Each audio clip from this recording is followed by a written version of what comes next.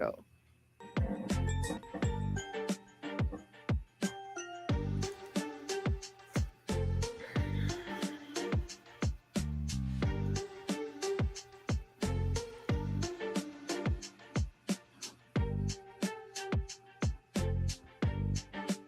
The Little Hut Podcast. Brown on Cleveland and Miss Freddie. Freddie. Woo!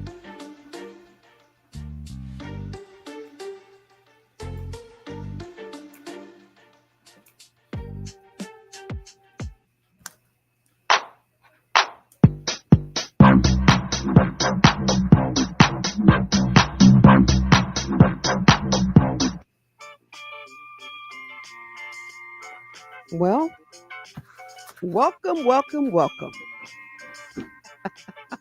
Wrong one.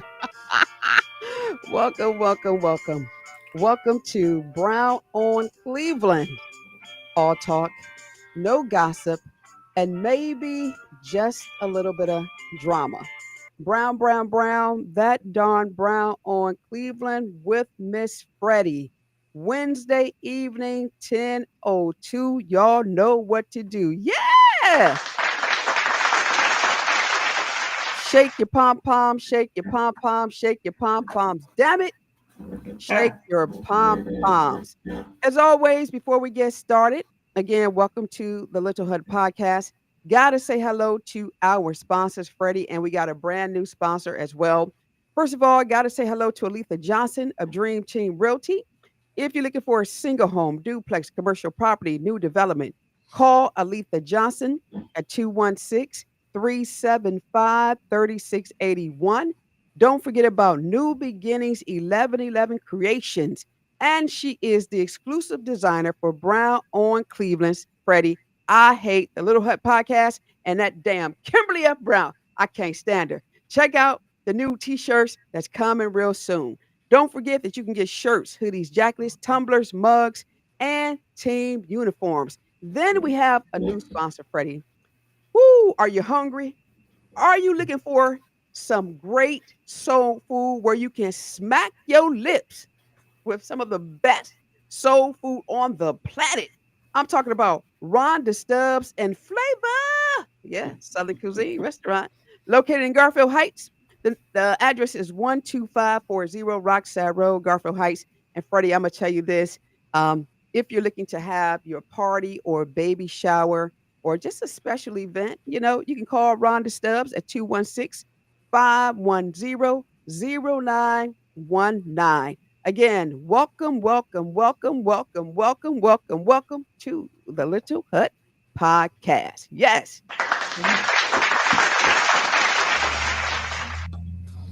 Ooh, I tell you, Freddie, how was your week before we get started? Because tonight we have a serious show. We really do. Yeah, my week is good. My week is good. We just coming off of the Ward 5 Back to School resource event that was held last Saturday. So that's the big councilman's event of the years for the summer. Let's say that. Okay. So we got that out the way. So is planning for fall activities and things of that nature. But I'm good. I'm good. I can't complain. It's hump day, so but I'm good overall. Very good. My week has been fantabulous. I'm tired. Oh, senior citizen, the girl over here, tired. But I got a lot of DJ gigs going on, highly requested. So I spend my nights in clubs, private parties, and then I'm here during the day. I got to work my real 9 to 5. That helps me move forward and buy all the toys in my house, and that's just what I do. Mm-hmm. Okay. So Well, yeah. So before we get started today, also too, there are some forms that are coming up, and I want to make sure I'm not going to name the candidates forms, but I will say this is it would be to a voter's advantage to Google and find out where the forms are located. So therefore, if they have questions about certain candidates, this is the time that they need to go out and find out who's running, where, and why, and to cast their vote for the person who fits their narrative, not because of some political party, Brown or Cleveland. And I said it. Anything you want to add with that, Freddie, so we can move on to the topic tonight? No, just we need everybody to focus in, stay woke, not Hmm. sleep. Like she said, there's so many candidates forums that's going on all across the city. So Yeah, this is your opportunity. Basically, these people are going around doing job interviews. That's what they are. So absolutely. go check them out. They're applying for a job and see what they're talking about. See if they're making any sense to you. So Absolutely. empower yourself. That's my message. Empower yourself. The information is there. So Absolutely. and All it's right. not hidden. Okay. So tonight we have a pretty interesting topic, and this topic is so serious. So we are going to change the entire subject matter right now because this is something that every single person, I was going to say parent, but I'm just going to say person, should pay attention to. Freddie, recently there was a lot of conversation trending regarding the son who allegedly killed his mother because she took his cell phone. Recent reports have revealed a lot of shocking incidents where teens are overwhelmed by their addiction to technology and have re- resorted to violence against their parents. It's amazing how this thing here, this cell phone, is now determining whether or not a parent will live, get injured, or die. This story occurred over in Tennessee. The young man was 16 at the time, Freddie. His mother was doing everything in her power to raise him. She was punishing him, making him face consequences because of some negative decisions or decisions that were simply not appropriate. She took his phone. She took his phone. She came home from work, she disciplined him, and she took his phone. They got into an altercation after she said what she said and did what she did, as a parent should do. She laid down to take a nap or just go to sleep until the next morning. Well, what the son decided to do at the age of 16, he waited till his mother was in a sound sleep. He went in her bedroom. She had her gun on her nightstand. He took the gun, took it downstairs. He loaded the gun. He didn't load it upstairs because he did not want to wake her. Interesting, right? He went back upstairs in her bedroom, pointed the gun at her head, and shot and killed her. Brown on Cleveland. He was found guilty at the age of 20, and they sentenced him to 30 years in prison. Cell phones, you guys. Freddie? So definitely not laughing at the. It's just the absurdity of the situation that's where we're at. That we are, cell phones and technology and all of that stuff is definitely a double-edged sword. Um, and the era that these kids are growing up in is a very mean and selfish and entitled mindset that these kids have. You kill your mom over a cell. Mom paid the bill on the cell phone. Like as a 16, like I know, God, Lord, I mean, God, I know how hard it is to raise kids by yourself, and especially boys or girls, especially during those little funky years right there. And even in the midst of the times when my son would bump heads, I would never fathom him being angry enough of anything I did in regards to um, putting him in his place or asserting my authority as the parent that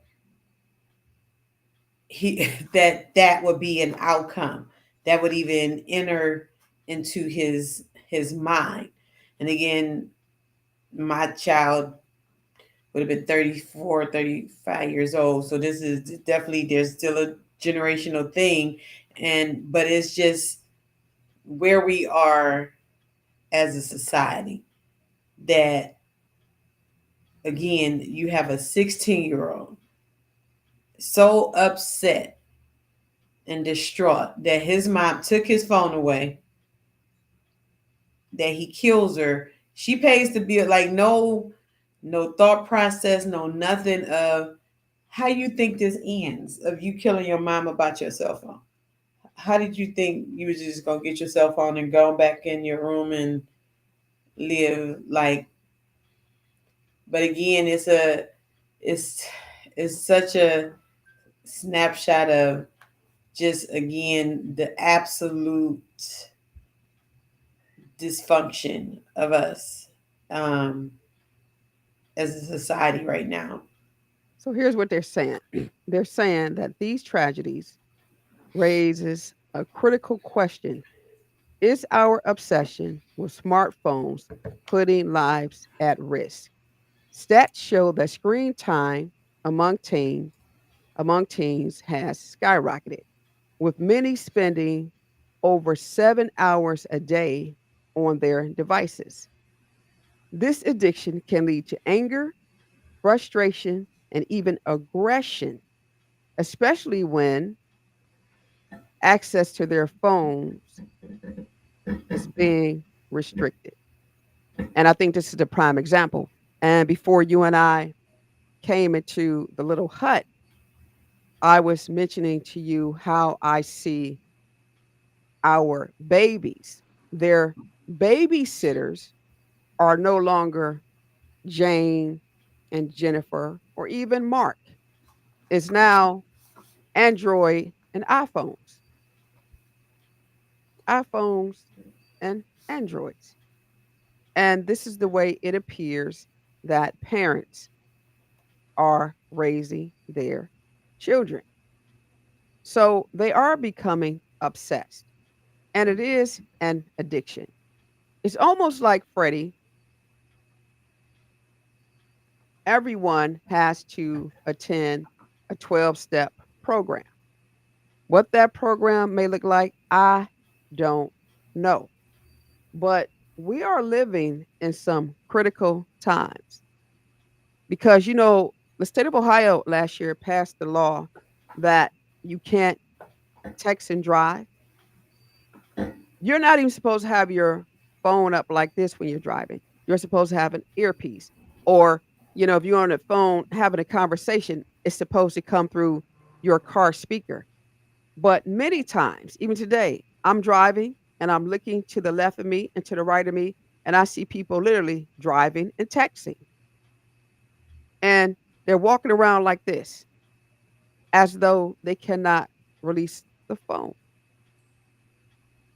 And this is how we're living now.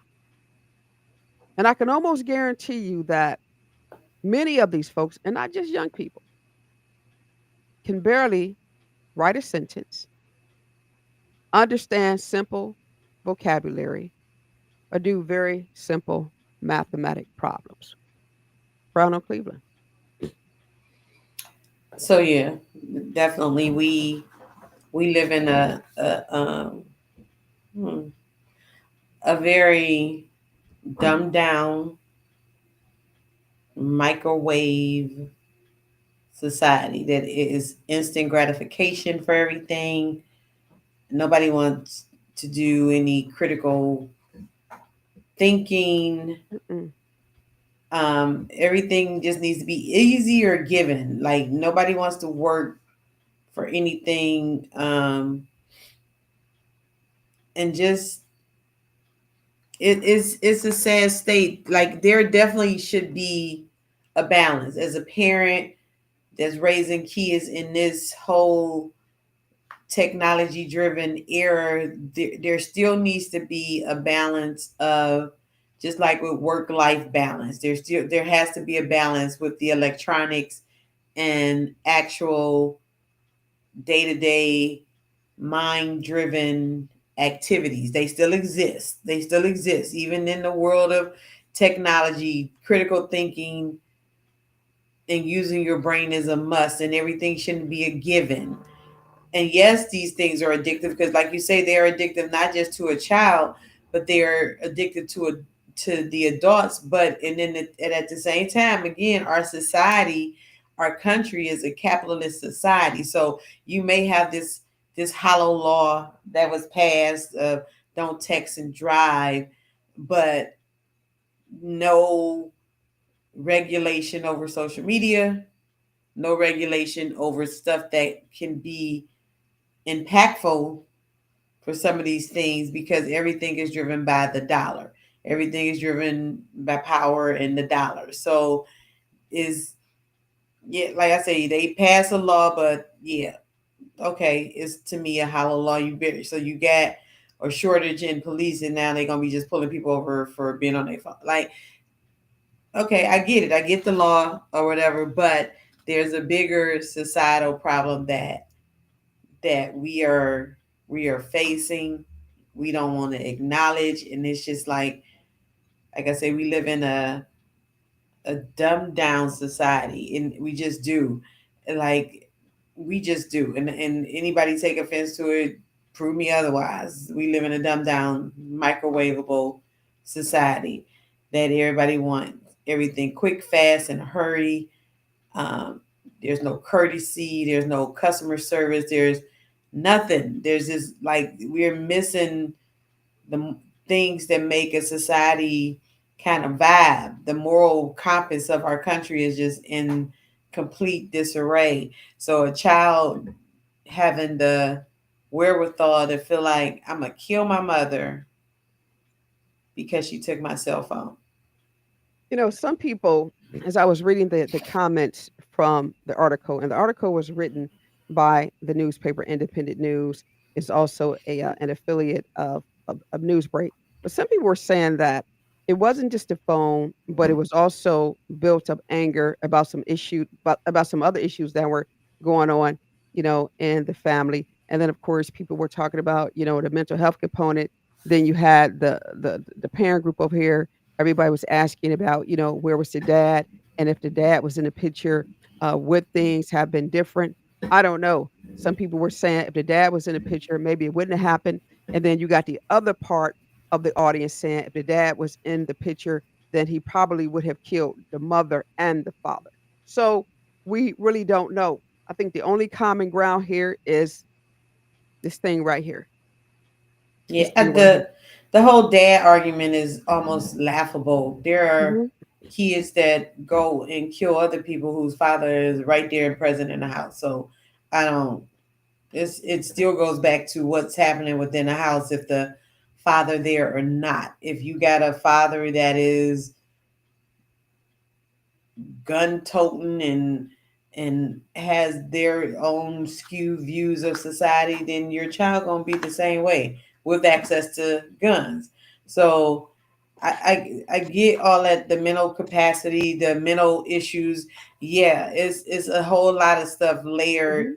into it. But again, it goes back to the fact of where we are as a society. Like there is just no such thing that would have we didn't have all this technology.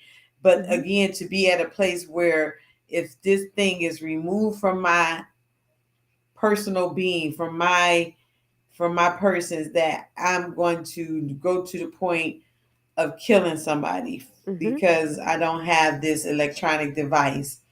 Um, it is just it's a sad state. It's very sad, but he had the wherewithal within Mhm. him to leave out that room and go and load it in another room because he Right, didn't want to right. make no noise to wake her up. So yeah, and again, I just there is no acceptable excuse. Like mental illness has didn't just happen yesterday Nope. or the last 5 years. Mental illness has been here. It's just been taken more seriously within these this later 20, 30 years. But mental illness has always been a factor in trauma and generational trauma, compounded trauma, all of that. That's always been layered into our society. But to see the level of things that's happening today, Mhm. then you, like you say, you add on to all this stuff that's already been there. All this mix has already been there. Now you add on a layer of technology and social media. You add that on top of already damaged society. So now you add this new Mhm. aspect to it, and we are at this perfect boiling point. We just at this we come into a head, and something at some point something always has to give. And for our arrogant and over cocky society, yeah, America is just like, yeah, like a hot mess right now. So Yeah, well, and let, that's let me a- let me ask. This is one of the issues that I have, and I know that this will be a debated issues. I'm always trying to figure out if some of these issues are more behavior driven than mental health driven. Are we using mental health issues as an excuse to lessen the consequence, to lessen the punishment, when in fact we know without a doubt it's behavior? Do we make excuses or are we using this hand in hand? Because something has to give. It's always interesting to me that when somebody is doing well, no one ever really mentions mental health. But as soon as they make a not so great decision, we always say mental health. So is it really mental health or is it that it's simply a behavior and that the behavior was never corrected? It was never addressed. It was a matter laughable. For example, you can go on Facebook directly after our podcast. Go to the videos. I love watching the videos. Watch the videos. You will find people, little people, middle sized people, and big people doing some wacky, cracky stuff. Is it behavior or is it mental health issues? Because the stuff you see, a whole lot of folks should be behind bars. A whole lot of people have never been disciplined because of their behavior. And this is one reason why, and I always argue this with some of my colleagues. I can't stand it, Freddie, when they say there are no jobs out here. No such a thing. No such a thing. One of the biggest myths ever. It's not that the jobs are not out here. It's simply that you're not disciplined. You're not disciplined to go to that job and do what you're supposed to do. For one, you got this everywhere. For number two, you don't want to follow the directives of authority, be it that your supervisor or director is younger than you or older than you. Is that mental health or is that simply behavior? Brown on Cleveland, I rest. definitely I definitely feel like a lot of it is behavior driven. Like, ain't that many, again, I'm not negating or taking away from mental illness. Ain't that many crazy people?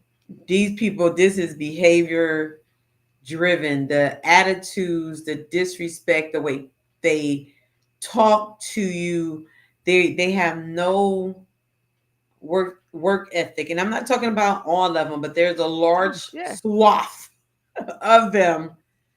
Absolutely no customer service skills. And nor is in regards to the workforce and them saying they can't find no job, they can.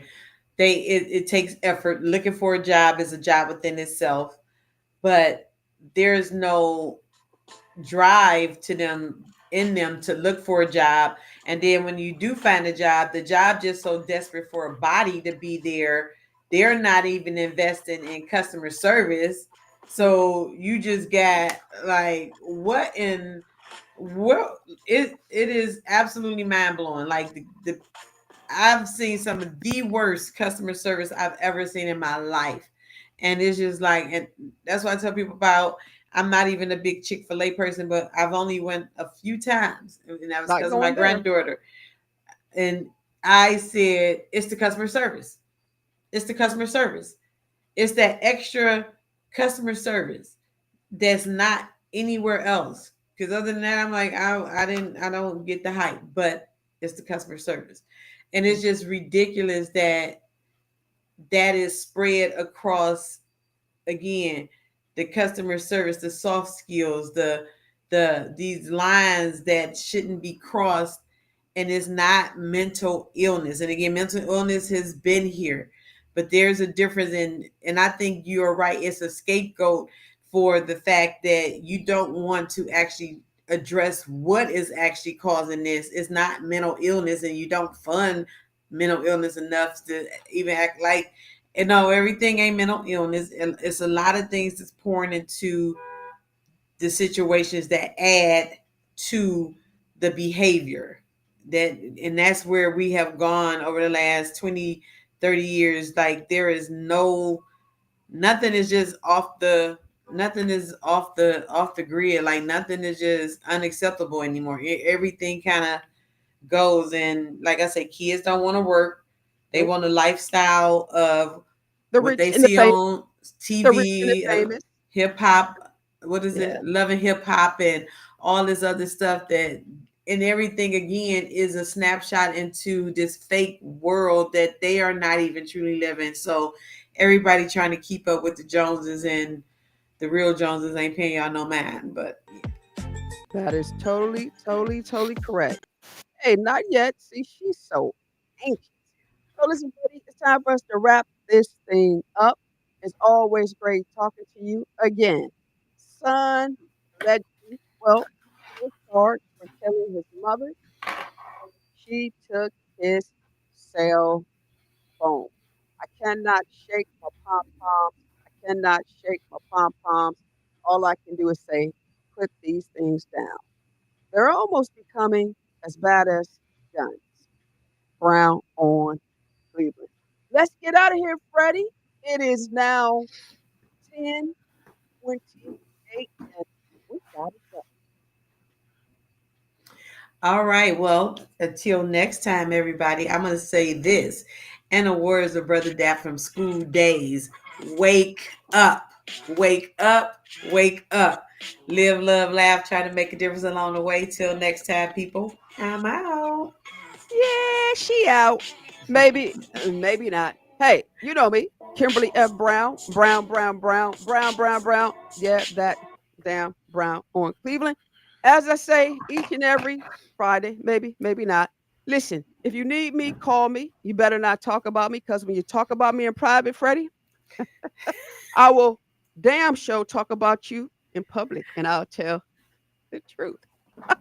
Freddie, they can't stand my guts. But Angie Marie, she got these brand new t-shirts for me. It says, I hate Kimberly F. Brown and the Little Hut podcast and all of the co-hosts. Showing up, showing up, showing up, do get one for you, you, and you, all of our haters. Yeah.